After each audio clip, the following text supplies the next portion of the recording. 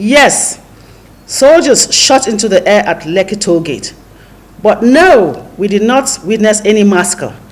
Neither did we see any, not one of the 78 people that the protesters used social media to mislead the world into believing were killed.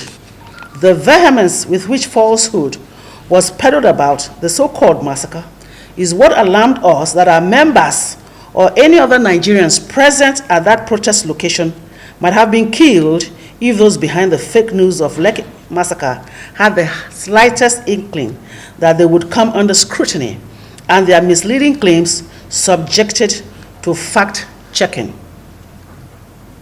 We had engaged in a lot of introspection in our attempt to understand why protesters who claim to be interested in a new and better Nigeria will resort to launching a coordinated attack of fake news on their own country.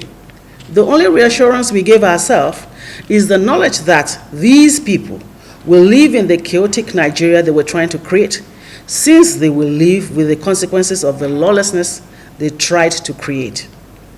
We do not, however, find such logic in why Amnesty International, an international NGO with a serial history of weaponizing fake news and publishing jaundiced reports about Nigeria, will deploy disproportionate resources to undermining the integrity of Nigeria even at such a trying time. The protesters might have made the misleading claim of a massacre at Lekki toll gate and the lie that 78 people were killed, but it took Amnesty International's amplification of that lie for the international community and supranational organizations to wrongly accuse and condemn Nigeria and its government. It is shocking that this credibility-challenged organization has continued to amplify the fake news it earlier published. We have seen Amnesty International's operatives running the security media houses to continue advancing the claim that there was a massacre. Yet, when Amnesty International Nigeria Chief Representative Osai Oshigo was asked on Arise TV by anchor Charles Aniagolu what the NGO's evidence was, she failed to provide a single shred of evidence. She was asked for evidence that any person had been shot by the Nigerian army at Lekki toll gate, and she spectacularly failed to substantiate the claims she and her organization are still making without proof till today. Charles asked her, and please I quote, "Do you have any bodies?" Silence. "Did you see any bodies of any dead victims?" Silence. "Do you have any names of people that were killed? Even one name?" Silence. "Have you been contacted by even one family that claimed they lost a loved one?" Silence. Oshigo then began saying, "Oh well, the army has a history of shooting people and then taking away their bodies and hiding them, etc., etc., etc." To which Charles Aniagolu retorted, "Sorry, madam, but that is not evidence of anything. Can you come back to us when you have real evidence of an atrocity committed by the Nigerian army at Lekki?" We have that on record. We have waited for several days, and Amnesty International has not gone back to Arise TV and Charles Aniagolu with evidence that the Nigerian army killed anyone. It has instead ramped up its fake news and has further undermined security in Nigeria, in addition to the wave of arson and looting that its lies against the Nigerian authorities had triggered. That wave of arson threatened the Nigerian economy to no end.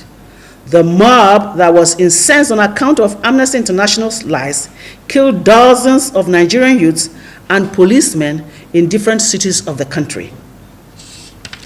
This tradition of lying is not new to Amnesty International. In the year 2015, it issued a fictitious report in which it faked interviews and witnesses in order to taint the Nigerian army.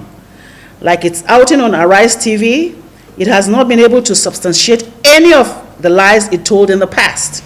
So it is out now trying to destabilize Nigeria with the same strategy that failed in the past and will continue to fail. Even the measure of peace and stability that returned is now under threat, as the international NGO is doing its best to escalate its incitement and again fill the streets of Nigeria with our youth, our children, and other people that have been made angry by fake news that was developed and unleashed by Amnesty International. We at CALSER joined other Nigerians to protest against police brutality. Our intention was to demand a better country for ourselves, our children, and our future generation, but not to begin killing policemen who are also our fellow citizens. Our intention was not to destroy key institutions of our country like the army and other institutions, which is precisely what Amnesty International is attempting to achieve through the promotion of fake news.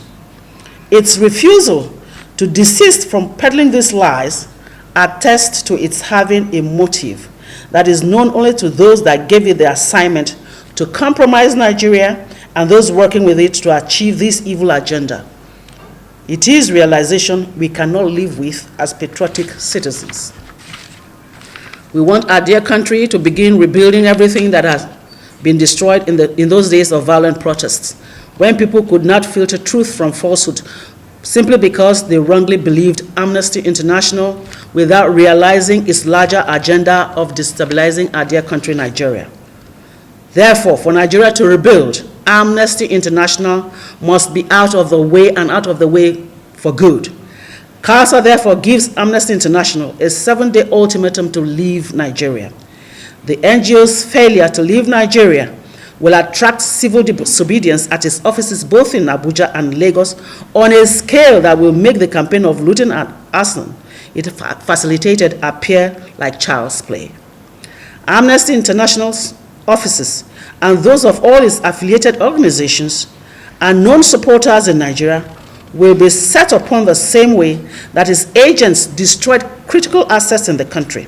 Its staffers will be treated the same way that innocent policemen and our children lynched by mobs were treated.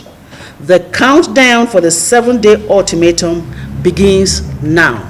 Thank you very much.